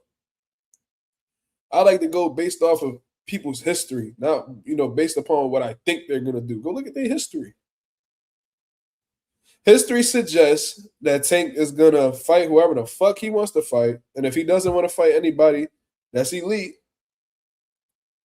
he's not gonna do it. If he doesn't want to, he's not gonna do it. He's just gonna act hard on social media, and that's it. That's all that is. But we'll see, right? Maybe Young T prove me wrong. No, I'm not saying that you're assuming, Young T. I'm just saying like I pay attention to people's history. I pay attention to their track record. At 130, he could have fought Loma. You know what I mean? He could have pressed for the Tevin Farmer fight. I heard he sent Tevin Farmer an offer, but he really wasn't hell bent on making the fight happen. He could have fought a lot of people at 130. Gary Russell Jr., who was adamant about fighting him and all of that. So then we go to 135. He could have fought Shakur Stevenson. You know, he could have fought Devin Haney at one point in time. He could have fought Tiafimo. He could have fought Keyshawn Davis. You know, there was a lot of fights that he could have, you know, at least tried to make. He tried to fight Loma when Loma was already, you know, tapped out from the sport. Then he goes to 140. You know, with that, for that one fight he had at 140, he could have fought a lot of different dudes. Then fight none of them. So history tells you that he's not going to be looking for smoke in any division. He's going to fight whoever he wants to fight and go about his business. Because he's an underachiever, just like Devin Haney said.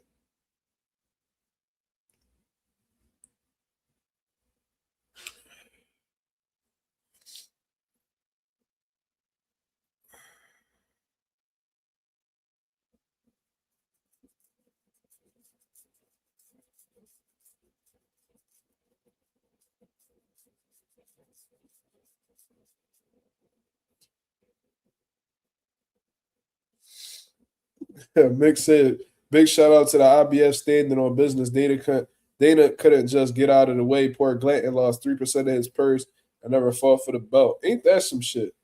They said the IBF walked away with 80K. So this is the information that I've heard. And Mick, you can correct me in the comments. I'm about to get up off here after this.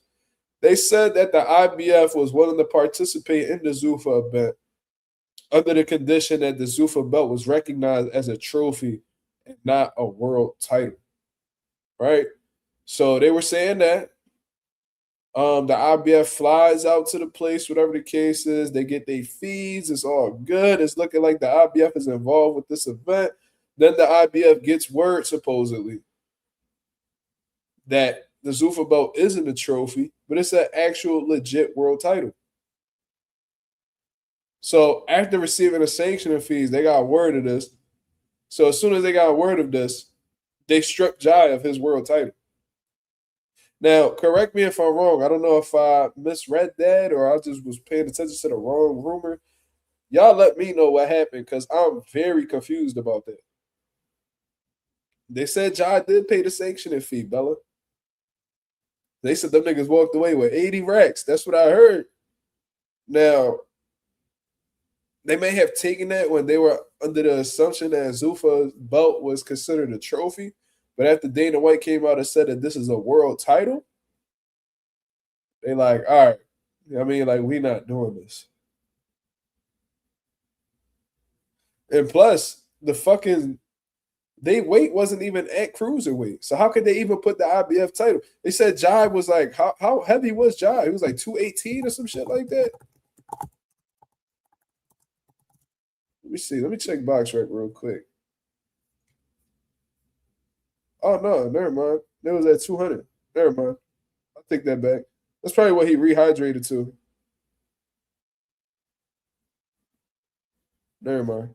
I'll take that back. So this was a cruiserweight bout. This was a cruiserweight contest. Let me actually read on this.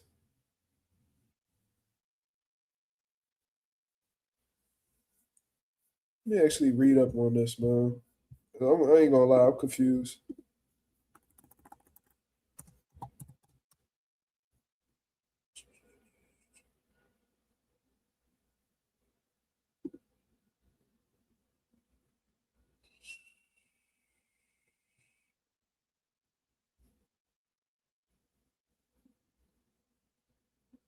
Okay, so the IBF in a statement Friday night said it withdrew its sanctioning of the fight after BMS led that Zuffa's championship will be a little more than an item that was characterized as a trophy or a token of recognition.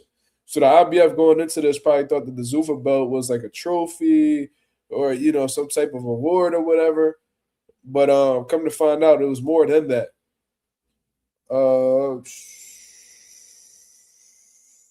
Says Zuffa Boxing is not a sanctioning body that is recognized by the IBF and does not comply with the same mandated regulations followed by the organization. An unsanctioned contest is a fight which the IBF has not formally approved for sanction or where sanction has been formally withdrawn.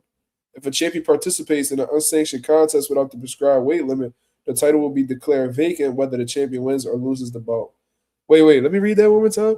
If a champion participates in an unsanctioned contest, so that means the IBF doesn't approve of this fight within its prescribed weight limit, the title will be declared vacant.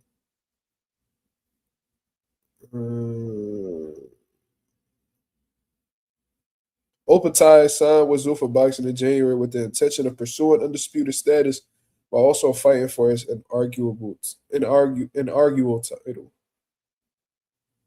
I'm confused, y'all. I ain't gonna lie.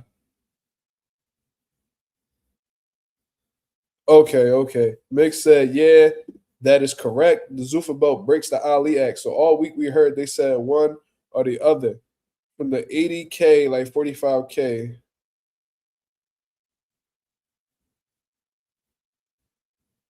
From the 80K, like 45K is promoter. The rest is Jai and Glanton.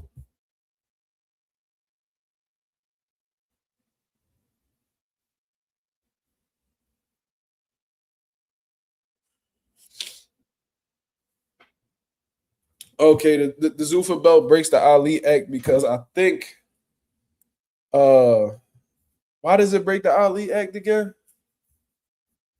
Let me see.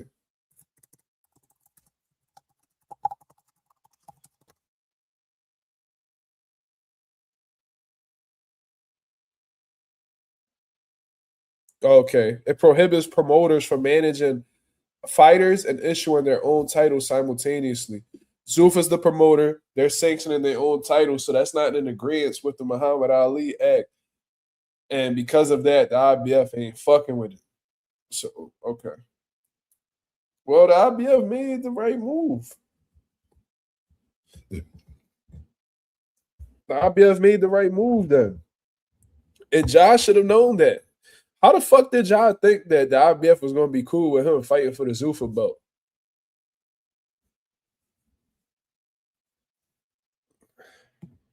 If that's the case.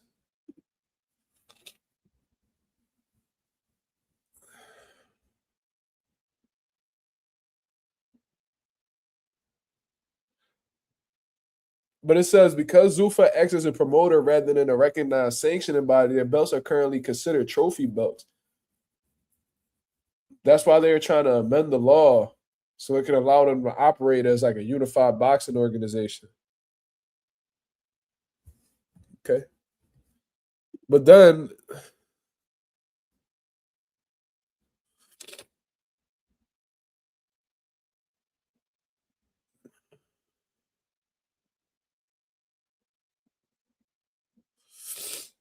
I don't know. Are they gonna give him the money back? I don't know. That's a great question. I think that's why Dana White was talking about like, yo, like John might have like a real lawsuit against the IBF. Because how the fuck you gonna take my money as if y'all sanctioning the fight, and then y'all decide last minute y'all not sanctioning it, and then y'all strip me? All right, if that's the case, give me my fucking money back. That's cool. If y'all gonna strip me again, all right, cool. But give me my fucking money back. Cause y'all not doing what the fuck y'all said y'all was gonna do for that bread. Y'all niggas just gonna burn me up out of my money. Me and Glenn? Shit. That's crazy. Nick said, nah, no chance. So how are they justified in keeping the money?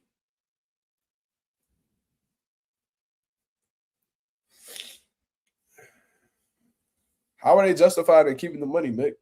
If yeah, I mean, we getting this money, we pay you so you can sanction this bout. Y'all change our money, y'all change our mind because y'all felt like the Zuffa belt was being put out there more than an actual trophy. So then y'all withdraw y'all belt from the whole thing. Y'all strip the fighter, but y'all leave with the money. So what's going on? That's the type of time I'll be on. All right, if y'all want to say, give me my fucking money back. Fuck you talking about? That's weird. It's like y'all niggas just ran off on the plug. The hell?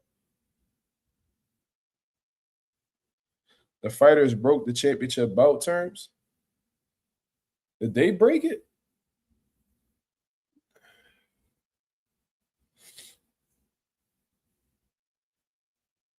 Did they break it or did Zuffa break it?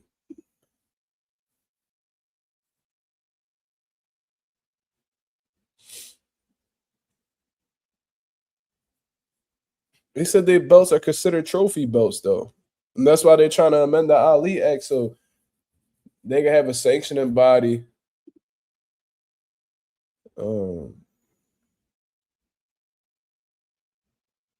They're trying to get an amendment changed to the Muhammad Ali Act to allow them to operate as a UBO.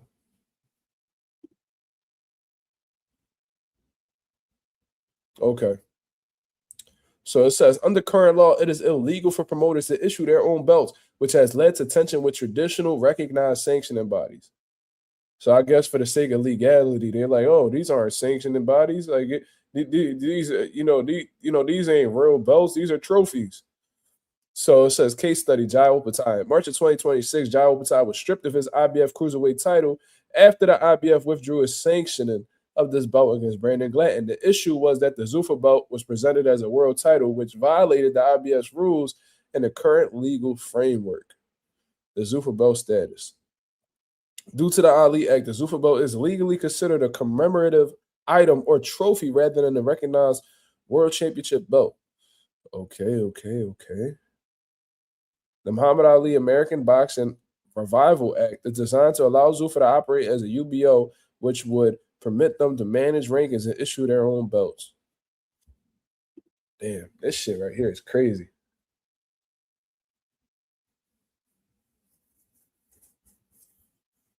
This is crazy.